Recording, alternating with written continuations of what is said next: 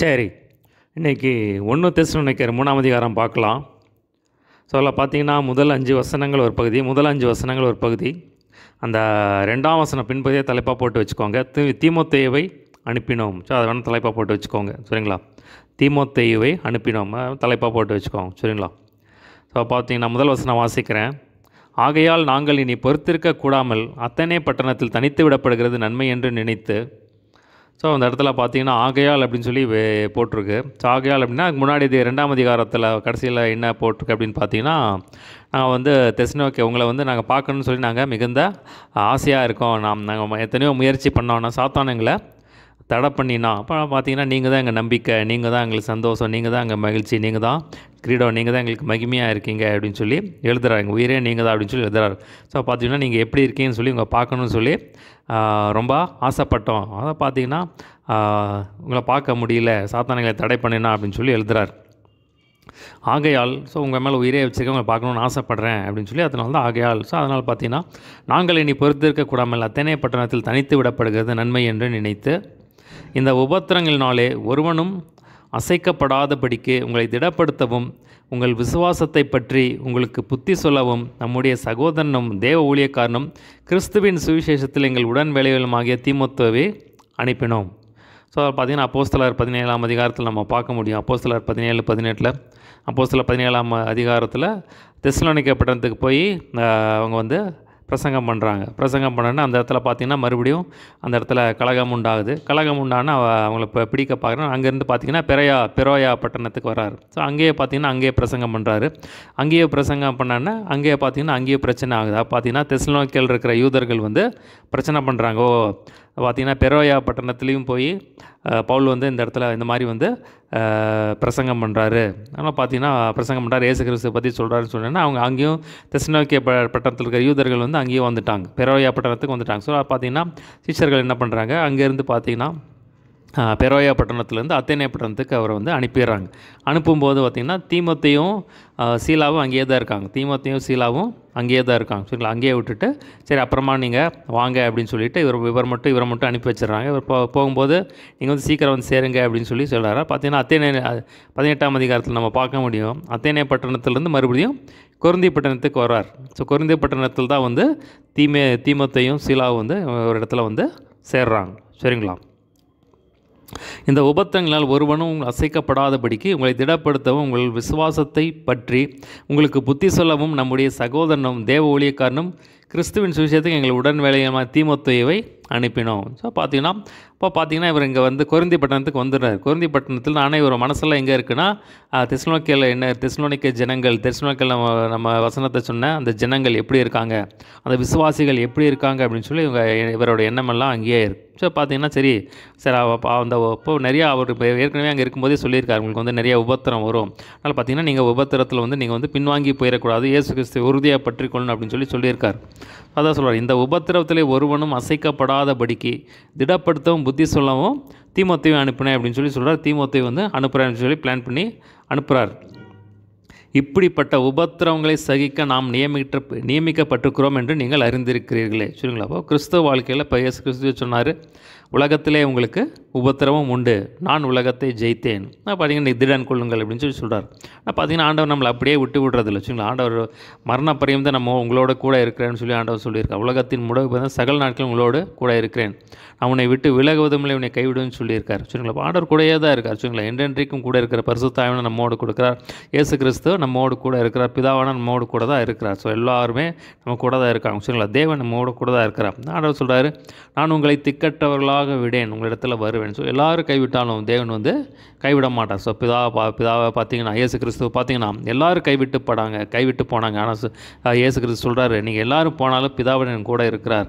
அவர் என்ன தனியாக விடலை அப்படின்னு சொல்கிறார். அப்போ தேவன் யார் தான் எப்படிப்பட்ட உபத்திரங்களும் யார் தான் நம்மை விட்டு பிரிஞ்சு போனாலும் தேவன் நம்மோடு கூட இருக்கிற அதை நம்ம எப்போவுமே மனசில் வச்சுக்கணும். சரிங்களா? பார்த்திங்கன்னா அதுக்காக நம்ம உணரணும் அப்படின்னு சொல்லி அவசியம் கிடையாது. சரிங்களா? அப்போ பார்த்திங்கன்னா தேவன் என் கூட இல்லாத மாதிரியே தெரியுதே, தேவன் என் கூட இருக்கிற மாதிரியே தெரியலையே அப்படின்னு சொல்லி நம்ம உணர்வு அது நமக்கு தேவையில்லை. சரிங்களா? தேவன் வாக்குத்தத்தம் பண்ணின தேவன் உண்மையுள்ள. சரிங்களா? பார்த்திங்கன்னா நான் உன்னை விட்டு விலகுவதும் இல்லை, உன்னை கைவிடுவதும் இல்லைன்னு சொல்லியிருக்காரு. சரிங்களா? பார்த்திங்கன்னா உபத்திரவம் உண்டு. ஸோ பார்த்திங்கன்னா கிறிஸ்தவ வாழ்க்கையில் நமக்கு உபத்திரவம் உண்டு. ஸோ அந்த உபத்திரவத்தில் அவங்க அந்த தெசலோனிக்கே ஜனங்களை திடப்படுத்துறதுக்காக வந்து தீமோத்தேயு அனுப்புகிறேன் அப்படின்னு சொல்லி சொல்கிறார். இப்போ பார்த்திங்கன்னா விசுவாசிக்கிறதற்கு மாத்திரமல்ல, அது மாதிரி பார்த்திங்கன்னா விசுவாசிக்கிறதுக்கு மாத்திரமல்ல பாடுபடுகிறது உங்களுக்கு அருளப்பட்டிருக்குன்னு சொல்லி நம்ம வேதத்தில் பார்க்குறோம். நமக்கு உபத்திரம் வரும் என்று நாங்கள் உங்களிடத்தில் இருந்தபோது உங்களுக்கு முன்னறிவித்தோம், அப்படியே வந்து நேரிட்டது என்று அறிந்திருக்கிறீர்கள். ஆகையால் நான் இனி பொறுத்திருக்க கூடாமல் எங்கள் வேலை வீணாய் போகத்தக்கதாக சோதனைக்காரன் உங்களை சோதனைக்குட்படுத்தினது உண்டோவென்று உங்கள் விசுவாசத்தை அறியும்படி அவனை அனுப்பினேன். ஸோ பார்த்திங்கன்னா சோதனைக்காரன் சாத்தான் வந்து விடமாட்டான், ஒருத்தரையுமே விடமாட்டான். ஏன்னா பார்த்திங்கன்னா ரட்சிக்கப்பட்ட ஆத்மாங்கும்போது அவனுடைய ராஜ்யத்தில் வந்து ஒரு பெரிய பாதிப்பு உண்டாகும். ஸோ அவனுடைய சாத்தானுடைய ராஜ்யத்திலிருந்து அவங்க வந்து தேவனுடைய ராஜ்யத்துக்கு வந்துட்டாங்க. அதனால் வந்து சாத்தானுக்கு வந்து பயங்கரமான ஒரு கோபம் எரிச்சல் இருக்கும். ஸோ பார்த்திங்கன்னா அவன் வந்து எப்படியா சோதித்து அவனை வந்து மறுபடியும் பின்மாற்றத்துக்குள்ளே கொண்டு போக பார்ப்பான். சரிங்களா? பார்த்திங்கன்னா இது எல்லாருக்குமே வரும். சரிங்களா? பார்த்திங்கன்னா அப்படிப்பட்டான புது விசுவாசிகள் என்ன ஆவாங்கன்னா சீக்கிரமாக வந்து விழுந்து போயிடுவாங்க. விழுந்து போகிறதுக்கு நிறைய வாய்ப்புகள் இருக்குது. ரட்சிக்கப்பட்ட ஆத்மா அவங்களுக்கு எப்படி சத்தியம் தெரியாது, அந்தளவுக்கு ஃபுல்லாக தெரியாது. பார்த்திங்கன்னா நிறையா பின்வாங்கி போகிறதுக்கு நிறைய வாய்ப்புகள் இருக்குது. ஸோ அப்படிப்பட்ட எதுவுமே ஆயிடக்கூடாது. ஒரு ஆத்மா கூட ரட்சிக்கப்பட்ட ஒரு ஆத்மா கூட பின்வாங்கி போயிடக்கூடாது அப்படின்னு சொல்கிறதுக்காக வந்து என்ன பண்ணுறாரு, தீமோத்தேயுவை இந்த இடத்துல அனுப்புகிறாரு. ஸோ பார்த்திங்கன்னா அந்த இடத்துல சோதனைக்காரன் சாத்தானை தான் குறிக்கும். சரிங்களா? பார்த்திங்கன்னா அவனுக்கு பல பெயர்கள் இருக்குது. சோதனைக்காரன், திருடன், சாத்தான், பிசாசு, சர்ப்பம் அப்படின்னு சொல்லி பல பெயர்களை நம்ம பொய்யனும் பொய்யக்கு பிதா இருக்குன்னு சொல்லி சாத்தானுக்கு பல பெயர்களை நம்ம வேதத்தில் பார்க்க முடியும். சரிங்களா? பார்த்திங்கன்னா அதுக்கு தான் வந்து தீமோத்தேயுவை வந்து அனுப்புகிறேன் அப்படின்னு சொல்லி சொல்கிறார். அடுத்த பார்த்திங்கன்னா 6ஆம் வசனத்துலேருந்து 10ஆம் வசனம் வரைக்கும் அடுத்த பகுதி. சரிங்களா? 6ஆம் வசனத்துலேருந்து 10ஆம் வசனம் வரைக்கும் அடுத்த பகுதி. அந்த 7ஆம் வசனத்தை தலைப்பாக போட்டு வச்சுக்கோங்க. சகோதரரே, எங்களுக்கு நேரிட்ட எல்லா இக்கட்டிலும் உபத்திரங்களிலும் உங்கள் விசுவாசத்தினாலே உங்களை குறித்து ஆறுதல் அடைந்தோம். சரிங்களா? தலைப்பு 6ஆம் வசனம் வாசிக்கிறேன் பாருங்கள். இப்போதும் தீமோத்தேயு உங்களிடத்திலிருந்து எங்களிடத்தில் வந்து உங்கள் விசுவாசத்தையும் அன்பையும் குறித்தும் நீங்கள் எப்பொழுதும் எங்களை பட்சமாய் நினைத்து கொண்டு நாங்கள் உங்களை காண வாஞ்சாக இருக்கிறது போல நீங்களும் எங்களை காண வாஞ்சாக இருக்கிறீர்கள் என்பதை குறித்தும் எங்களுக்கு நற்செய்தி சொன்னதினாலே சகோதரரே, எங்களுக்கு நேரிட்ட எல்லா இக்கட்டுகளிலும் உபத்திரங்களிலும் உங்கள் விசுவாசத்தினாலே உங்களை குறித்து ஆறுதல் அடைந்தோம். ஸோ அந்த இடத்துல பார்த்தீங்கன்னா தீமோத்தேயு அனுப்புகிறாரு. தெசலோனிக்கே விசுவாசிகள் எப்படி இருக்காங்க, விசுவாசத்தில் உறுதியாக இருக்காங்களா அப்படின்னு சொல்லி அனுப்புகிறாரு. ஆனால் பார்த்தீங்கன்னா அவங்க ரொம்ப விசுவாசத்தில் அவங்க ஒருத்தருமே பின்வாங்கி போல் விசுவாசத்தில் உறுதியாக இருக்காங்க.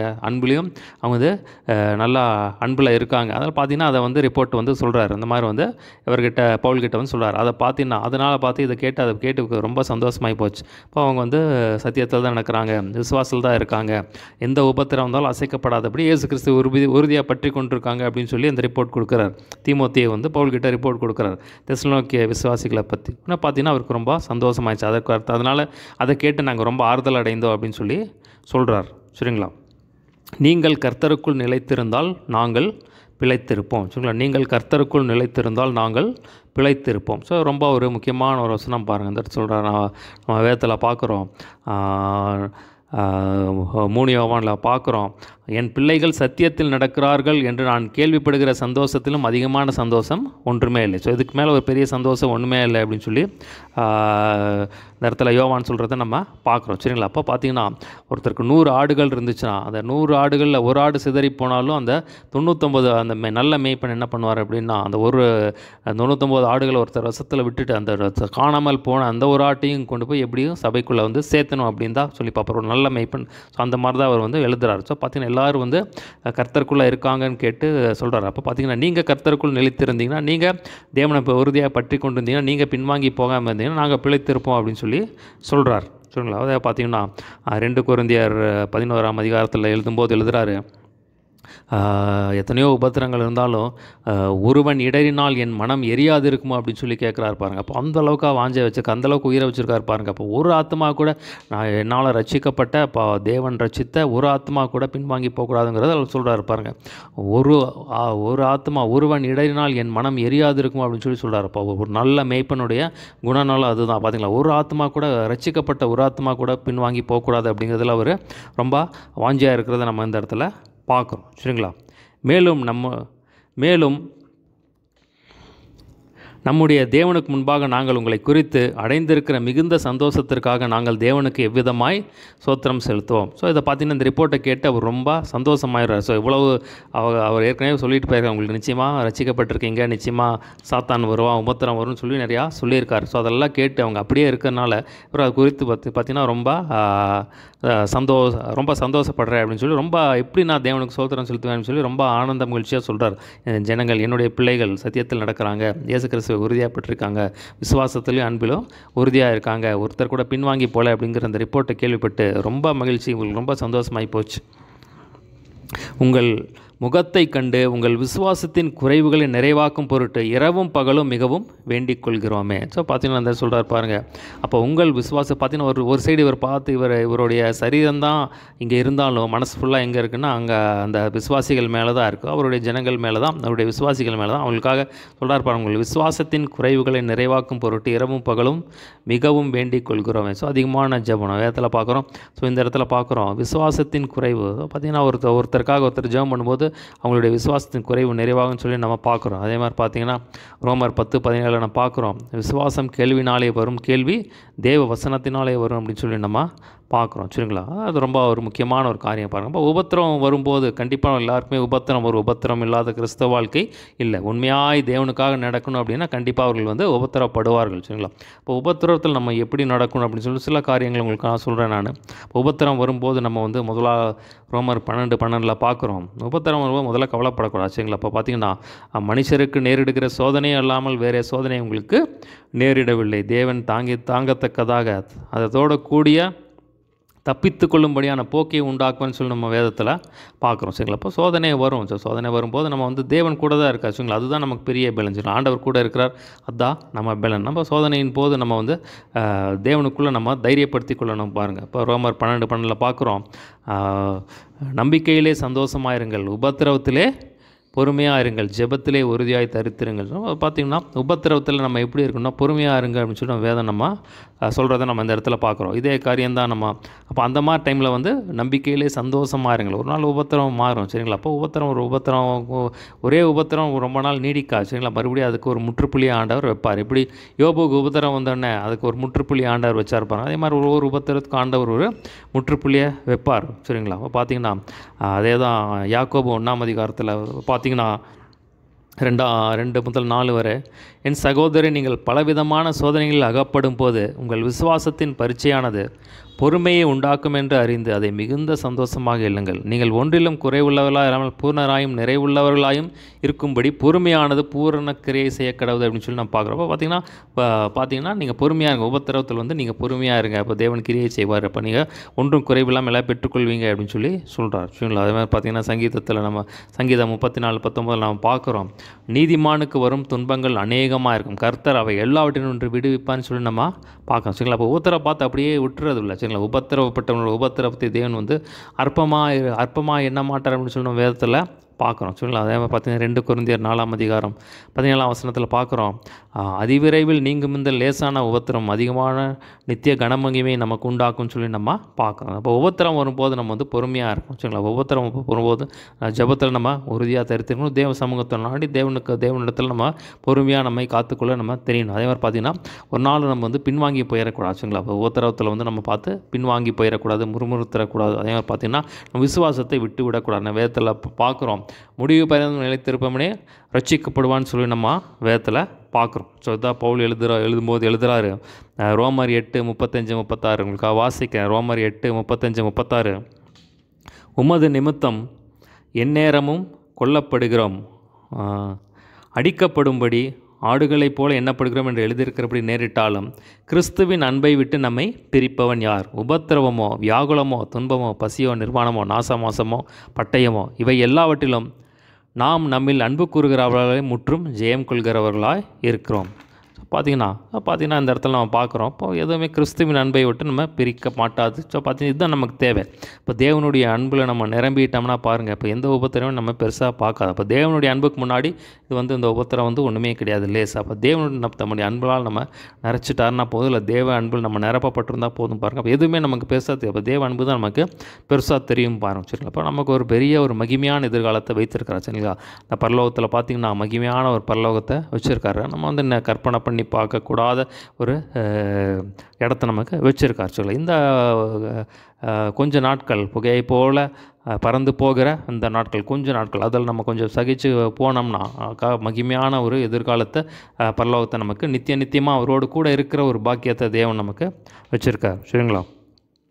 அடுத்த பாருங்கள், கடைசி பகுதி 11 முதல் 13 வரை ஒரு ஜெபம். சரிங்களா? 11 முதல் 13 வரை அடுத்த ஒரு ஜெபம். பார்த்தீங்கன்னா அந்த 12ஆம் வசனம் பின்பகுதியை தலைப்பாக போட்டு வச்சுக்கோங்க. அன்பில் கர்த்தர் உங்களை பெருகவும் நிலைத்தோங்கவும் செய்து. ஸோ தலைப்பாக போட்டு வச்சுக்கோங்க. சரிங்களா? 2 ஜெபம் பண்ணுறாரு. உங்களுக்காக ஜெபம் பண்ணுறேன், உங்களுக்கு சார்ந்தவர் உங்களுக்கு செய்யட்டும் அப்படின்னு சொல்லி இந்த முக்கியமான ஒரு ஜெபம். சரிங்களா? 12ஆம் வசனம் பின்பகுதி பாருங்கள், கடைசி 2 லைன். அன்பிலும் கர்த்தர் உங்களை பெருகவும் நிலைத்தோகவும் செய்து. ஸோ அதை வேணால் தலைப்பாக போட்டு வச்சுக்கோங்க. சரிங்களா? இப்போ பார்த்திங்கன்னா அவர் பண்ணுற ஒரு சின்ன ஜெபம், உங்களுக்காக இதுக்காக நான் ஜெபம் பண்ணுறேன் அப்படின்னு சொல்லி சொல்கிறார். 11ஆம் வசனம் பாருங்கள். நம்முடைய பிதாவாகிய தேவனும் நம்முடைய கர்த்தராகிய இயேசு கிறிஸ்துவும் உங்களிடத்திற்கு எங்களை நேராய் வழிநடத்துவாராக. ஸோ பார்த்தீங்கன்னா தேவன் உங்களுக்கு நேராக எங்களை நடத்தட்டும் அப்படின்னு சொல்லி, உங்களுடைய தேவனுடைய சித்தத்தின்படி நடத்தட்டும் அப்படின்னு சொல்லி சொல்கிறார். நாங்கள் உங்களிடத்தில் வைத்திருக்கும் அன்புக்கு ஒப்பாய் நீங்களும் ஒருவரிடத்தில் ஒருவர் வைக்கும் அன்பிலும் மற்ற எல்லா மனுஷரிடத்தில் வைக்கும் அன்பிலும் கர்த்தர் உங்களை பெருகவும் நிலைத்தோகவும் செய்து. ஸோ பார்த்திங்கன்னா இந்த இடத்துல சொல்கிறாரு, நாங்கள் எப்படி உங்கள் இடத்துல அன்பாக இருக்கோமோ அந்த மாதிரி நீங்களும் ஒருவரிடத்தில் ஒருவர் வைக்கும் அன்பிலும் மற்றவர்களிடத்தில் வைக்கும் அன்பிலும் நீங்கள் என்ன பண்ணணும், கர்த்தர் உங்களை பெருகவும் நிலைத்தோங்கவும் செய்யணும் அப்படின்னு சொல்லி ஜெபம் பண்ணுறேன் அப்படிங்கிறார். இவ்விதமாய் நம்முடைய கர்த்தராகிய இயேசு கிறிஸ்து தமது பரிசுத்தவான்கள் அனைவரோடும் கூட வரும்போது நீங்கள் நம்முடைய பிதாவாகிய தேவனுக்கு முன்பாக பிழையற்ற பரிசுத்தவான்களாக இருக்கும்படி உங்கள் இருதயங்களை ஸ்திரப்படுத்துவாராக. பார்த்தீங்கன்னா நீங்கள் பரிசுத்தமாக வாழணும், பிழையற்றவர்களாக இருக்கணும், தேவன் வரும்போது நீங்கள் குற்றமற்றவர்களாக இருக்கணும் அப்படின்னு சொல்லி அது தேவன் உங்களை இருதயத்தை ஸ்திரப்படுத்தணும் அப்படின்னு சொல்லி விண்ணப்பம் பண்ணுறேன் அப்படின்னு சொல்லி சொல்கிறார். ஸோ இந்த 2 காரியத்துக்காக ஜெபம் பண்ணுறேன் அப்படின்னு சொல்லி சொல்கிறார். ஸோ ஒன்று பார்த்தீங்கன்னா அன்பில் நீங்கள் பெருகணும். அதாவது நாங்கள் உங்களை நேசிக்கிறது போல் நீங்கள் மற்ற சகோதரர்களையும் நேசிக்கணும், பிறரையும் நேசிக்கணும். ஸோ அதுதான் அப்போ எபேசியர் 3ஆம் அதிகாரத்தில் சொல்லும்போது, எபேசியர் 3ஆம் அதிகாரத்தை எழுதும்போது என்ன எழுதுறாரு, என்ன விண்ணப்பம் பண்ணுறேன் அப்படின்னு சொன்னார்னா, நீங்கள் தேவனிடத்தில் வைக்கிற அன்பில் பெருகணும் அப்படின்னு சொல்லி எழுதுகிறேன் அப்படின்னு சொல்லி சொல்கிறாரு. இந்த இடத்துல பார்த்தீங்கன்னா நீங்கள் மனுஷர் மேலே வைக்கிற அன்பில் பெருகணும் அப்படின்னு சொல்லி எழுதுறாரு. சொல்லுங்கள், 2மே முக்கியம். ஸோ முதலாவது அதுதான் முக்கியம். சரிங்களா? அப்போ தேவன் மேலே வைக்கிற அன்பில் நீங்கள் பெருகிட்டிங்கன்னா மனுஷர் மேலே வைக்கிற அன்பு ஆட்டோமேட்டிக்காக வந்துடும். சரிங்களா? அப்போ அதுலேயும் நம்ம பெருகணும். அது தேவன் மேலே வைக்கிற அன்பு தான் முக்கியம். எபேசியரில் எழுதும்போது எழுதுகிறாரு, இப்போ பார்த்தீங்கன்னா கிறிஸ்தனுடைய அன்பின் அகலம் ஆழம் நீளம் உயரம் என்னதென்று அறிவு கட்டாத அந்த அன்பை அறிந்து கொள்ளவர்களாக இருக்கணும். நீங்கள் அன்பில் வேரூன்றணும், அதில் நிலைத்திருக்கணும். இப்போ தேவன் மேலே வைக்கிற இந்த அன்பில் நிலைத்திருக்கணும் அப்படின்னு சொல்லி பெருகணும். தேவன் மேலே உங்கள் அன்பு பெருகணும் அப்படின்னு சொல்லி அதில் எழுதுகிறாரு. ஸோ இதில் எழுதும்போது என்ன எழுதுகிறாருன்னா, நீங்கள் மனுஷரிடத்தில் ஒருத்தர் வைக்கிற அன்பில் நீங்கள் பெருகணும். அப்படியா தேவன் உங்களை பெருக செய்யணும்னு சொல்லி உங்களுக்காக விண்ணப்பம் பண்ணுறேன் அப்படின்னு சொல்லி. அதே மாதிரி பார்த்தீங்கன்னா தேவன் வரும்போது நீங்கள் பிழையற்ற பரிசுத்தவான்களாக இருக்கும்படி நீங்கள் தேவனுக்கு பிரியமாக நடக்கணும் அப்படின்னு சொல்லி உங்கள் இருதயங்களை தேவன் ஸ்திரப்படுத்தணும்னு சொல்லி அதுக்காக விண்ணப்பம் பண்ணுறேன் அப்படின்னு சொல்லி சொல்கிறார். சரிங்களா? அப்போ பார்த்தீங்கன்னா இந்த அன்பு தான் ரொம்ப முக்கியம் பாருங்கள். அப்போ அன்பு தான் அல்டிமேட், அதுதான் ஃபைனல், அதுக்கு மேலே ஒன்றுமே கிடையாது. சரிங்களா? அப்போ பார்த்தீங்கன்னா அன்பு நியாயப்பிரமாணத்தின் நிறைவேறுதலாக இருக்குதுன்னு சொல்லி நம்ம பார்க்குறோம். பூர்ண சர்க்குணத்தின் கட்டாகிய அன்பை தரித்து கொள்ளுங்கள்னு சொல்லி நம்ம பார்க்குறோம். சரிங்களா? அப்போ பார்த்தீங்கன்னா அன்பில் தான் எல்லாமே இருக்கும். 1 Corinthians 13 பார்த்தீங்கன்னா நிறைவானது வரும்போது குறைவானது உறிந்து போகும். ஸோ அப்போ தேவனுடைய அன்பில் நம்ம நிரம்பணும். இப்போ மனுஷர் மேல் வைக்கிற அன்பில் நம்ம நிரம்பணும். அப்போ தேவனுடைய பிரதான கற்பனையே அதுதான் 2. சரிங்களா? ஆனால் சொல்கிறாரு, முழு இருதயத்தோடும் முழு ஆத்மாவோடும் முழு பலத்தோடும் தேவனிடத்தில் அன்பு கூறு. அடுத்த ஆண்டவர் சொல்கிறாரு, நீ உன்னை நேசிப்பது போல் பிறனை நேசி. இதில் பார்த்தீங்கன்னா எல்லாமே முழு வேதத்துமே அடங்கும். சரிங்களா? இந்த 2 இதில் ஸோ அதான் இந்த இடத்துல சொல்கிறார், நீங்கள் அன்பில் பெருகணும் அப்படின்னு சொல்லி சொல்கிறார். அப்போ அது மாதிரி நீங்கள் அன்பில் பெருகுங்க, பரிசுத்தமாக வாழுங்க. இப்போ பார்த்தீங்கன்னா தேவன் பரலோகத்தை தருவார் அப்படின்னு சொல்லி சொல்கிறார். சரிங்களா? அதை நம்ம பார்க்குறோம். இந்த வேதத்தில் ஆண்டவரே சொல்கிறார். அப்போ அன்பில் பெருகிறதுனா எப்படி அப்படின்னு பார்த்தீங்கன்னா அதிகமாக வேதத்தை வாசிக்கணும், தேவ சமூகத்தில் இருக்கணும். இப்போ யோவான் 15 பார்த்தீங்கன்னா அதான் நம்ம பார்க்குறோம். ஆனால் சொல்லுவார், என்னில் நிலைத்திருங்கள், நானும் உங்களில் நிலைத்திருப்பேன். அப்போ நீங்கள் மிகுந்த கனிகளை கொடுப்பீங்க, நீங்கள் அன்பில் பெருகுவீங்க அப்படின்னு சொல்கிறார். சரிங்களா? அப்போ ரோமர் 5:5 சொல்லும்போது, நீங்கள் பரிசுத்த ஆவியில் நிரப்பப்படும்போது தேவ அன்பு உங்கள் இருதயங்களில் ஊற்றப்பட்டிருக்கிறது அப்படின்னு சொல்லி நம்ம பார்க்குறோம். இப்போ அன்புங்கிறது ஒரு ஆவி, அன்பு வந்து ஒரு கனி. சரிங்களா? அப்போ அன்பிலால் நீங்கள் நிரம்பி இருக்கணும் அப்படின்னு சொல்லி சொல்கிறார். இந்த பார்த்தீங்கன்னா யூதா 24:25 வாசிக்கிறோம், வலுவாதபடி உங்களை காக்கவும் மகிமையுள்ள சன்னிதானத்தில் மாசற்றால் நிறுத்த வல்லவராக இருக்கிறான்னு சொல்லி நம்ம பார்க்குறோம். அதே மாதிரி 1 தெசலோனிக்கர் 5:23-24 வாசிக்கிறோம், ஆவி ஆத்மா சரீரம் முழுவதும் குற்றமற்றதாக இருக்கும்படி காப்பார், உங்களை அழைக்கிற உண்மையில் அப்படியே செய்வான்னு சொல்லி ஆண்டவர் வாக்கு பண்ணுறா இருப்பாங்க. அப்போ பார்த்தீங்கன்னா இன்னும் லேவியராகத்தில் சொல்லும்போது சொல்கிறாரு, நானே உங்களை பரிசுத்தமாக்குகிற கர்த்தர் அப்படின்னு சொல்லி சொல்கிறார். அப்போ பார்த்தீங்கன்னா இயேசு கிறிஸ்து ஜெபம் பண்ணும்போது சொல்கிறாரு, யோவான் 17:17 வசனத்தினாலே அவர்களை பரிசுத்தமாக்கும், உடைய சத்தியத்தினாலே அவளை பரிசுத்தமாக்கும், வசனமே சத்தியம் அப்படின்னு சொல்லி இப்போ வசனத்தை படிக்க தான் நம்ம பரிசுத்தமாக முடியும். இப்போ தேவனிடத்தில் ஜெபத்தின் மூலமாக வேதத்தின் மூலமாக தான் நம்ம ஆண்டவருடைய அன்பை பெற்றுக்கொள்ள முடியும். ஆண்டவரில் தரித்திருக்கும் போது தான் நம்ம வந்து என்ன பண்ண முடியும், ஆண்டவரத்தில் கிட்டி சேர முடியும். பாருங்கள், இப்போ தேவனுடைய அன்பில் பெருகவும் மனுஷர்களை நேசிக்கிற நேசத்தில் நம்ம அப்படி தான் நம்ம பெருக முடியும். பாருங்கள், சரிங்களா? அப்போ தான் நமக்குள்ளே ஒரு மறுரூபம் உண்டாகும். சரிங்களா? அதான் நம்ம அந்த இடத்துல 2 கொரிந்தியர் 3:18 வாசிக்கிறோம், நீங்கள் கர்த்தருடைய மகிமையை கண்ணாடியிலே காண்கிறது போல கண்டு ஆவியாக இருக்கிற கர்த்தரால் மகிமையின் மேல் மகிமை அடைந்து மறுரூபமாகிறோம் அப்படின்னு சொல்லி நம்ம பார்க்குறோம். சரிங்களா? அப்போ பார்த்தீங்களா, தேவனுடைய அன்பிலும் மனுஷர் மேல் இருக்க அன்பிலும் நம்ம பெருக வேண்டியது ரொம்ப அவசியமாக இருக்குது. நீங்கள் அப்படியே மாறுங்க அப்படின்னு சொல்லி சொல்கிறார். சரிங்களா? ஸோ அதில் என்ன பார்த்தோம் அப்படின்னா, உங்களுக்கு வந்து நிறையா உபத்திரம் வந்திருக்கு, அப்போ நீங்கள் எப்படி இருக்கீங்கன்னு சொல்லி உங்களை விசாரிக்கிறதுக்காக உங்களை திடப்படுத்தவும், நீங்கள் வந்து ஒருத்தரும் இடறி போகக்கூடாது, பின்வாங்கி போகக்கூடாதுங்கிறதுக்காக தீமோத்தேயும் அனுப்புகிறேன் அப்படின்னு சொல்லி தீமோத்தேயும் அனுப்புகிறாரு. ஸோ தீமோத்தேயு போய் இங்கே ரிப்போர்ட் வாங்கிட்டு வர்றாரு. பார்த்தீங்கன்னா அவங்க வந்து இவங்க நினைக்கிற மாதிரியே பார்த்தீங்கன்னா நல்லா விசுவாசமாக இருக்காங்க, நல்லா அன்பாக இருக்காங்க, ஒருத்தர் கூட இடலை. அந்த உபத்திரத்துலேயும் பார்த்தீங்கன்னா விசுவாசத்தில் உறுதியாக இருக்காங்க. அதை பார்த்து நாங்கள் ஆறுதல் அடைந்தோம் அப்படின்னு சொல்லி சொல்கிறாரு. பார்த்தீங்கன்னா நீங்கள் கர்த்தருக்குள் நிலைத்திருந்தால், நீங்கள் சத்தியத்தை கைக்கொண்டால் நாங்கள் வந்து பிழைத்திருப்போம், நாங்கள் மகிழ்ச்சியாக இருப்போம் அப்படின்னு சொல்லி ரொம்ப உங்களுக்காக வந்து இரவும் பகலும் உங்களுக்காக வந்து மிகவும் நாங்கள் வேண்டிக் கொள்கிறோம் அப்படின்னு சொல்லி சொல்கிறாரு. அதேமாதிரி பார்த்தீங்கன்னா 2 ஜெபத்தை சொல்கிறாரு. நாங்கள் உங்கள் இடத்துல அன்பாக இருக்கிற போல் நீங்கள் வந்து ஒருவர் இடத்துல வைக்கிற அன்பிலும் மற்றொரு இடத்துல வைக்கிற அன்பிலும் கர்த்தர் உங்களை வந்து பெருகவும் நிலைத்தவங்க செய்வார். அதுக்காக நான் விண்ணப்பம் பண்ணுறேன். ஆனால் தேவன் வரும்போது நீங்கள் பரிசுத்த பிழையற்றவர்களாக இருக்கணும்னு சொல்லி உங்கள் இருதயத்தை ஸ்திரப்படுத்தணும்னு சொல்லி உங்களுக்காக விண்ணப்பம் பண்ணுறேன் அப்படின்னு சொல்லி சொல்கிறார். சரிங்களா? அதுதான் அந்த 3ஆம் அதிகாரத்தில் நம்ம பார்க்குறோம். சரிங்களா? அப்போது அதுக்காக நம்ம ஒரு சின்ன ஜெபம் பண்ணி முடிச்சிடலாம். ஏசப்பா, நீர் எங்களோடு பேசின வார்த்தைக்காய் நன்றி. ஏசப்பா, நீங்கள் சொல்லியிருக்கீங்க உலகத்தில் உபத்திரம் உண்டு, ஆனாலும் திடன் கொள்ளுங்கள் சொல்லி. ஏசப்பா, இந்த உபத்திரத்தில் நாங்கள் திடனாக இருக்க கர்த்தர் அனுகிரகம் பாராட்ட வேண்டும் முடியாது ஜெபிக்கிறேன். உபத்திரத்தில் பொறுமையாக இருக்க கர்த்தர் கிருபை செய்யுங்க. இடைவிடாமல் ஜெபம் பண்ண ஜெபத்தில் உறுதியாக தரித்திருக்க கர்த்தர் கிருபை பாராட்ட வேண்டும் முடியாது ஜெபிக்கிறேன். ஆண்டவரே, நேசப்பா, உண்மையில் வைக்கிற அன்பில் நாங்கள் பெருக கிருபை செய்யுங்க. ஆனால் அதே மாதிரி நாங்கள் மற்றவரிடத்தில் ஒருவர் நேசிக்கிற அன்பில் பெருக, அதில் நிலைத்தவங்க கர்த்தர் பெருக செய்ய வேண்டும் முடியாது, நிலைத்திருக்க கர்த்தர் கிருபை செய்ய வேண்டும் முடியாது ஜெபிக்கிறேன். நீங்கள் வரும்போது பிழையற்ற பரிசுத்தவான்களாக நாங்கள் இருக்க கர்த்தர் எங்கள் இருதயத்தை இன்னும் ஸ்திரப்படுத்துவீராக. அப்போ அந்த நாம் மாத்திரம் மையப்படட்டும். துதிகன மகிமை சொல்லப்பட்ட வசனங்கள் 100 பெருகி பலன் கொடுக்க கிருபை செய்யும். துதிகன மகிமை உமக்கே செலுத்துகிறோம். இயேசுவின் நாமத்தில் எல்லாவற்றும் கேட்கிறோம் ஜெபம் நல்ல பிதாவே, ஆமென்.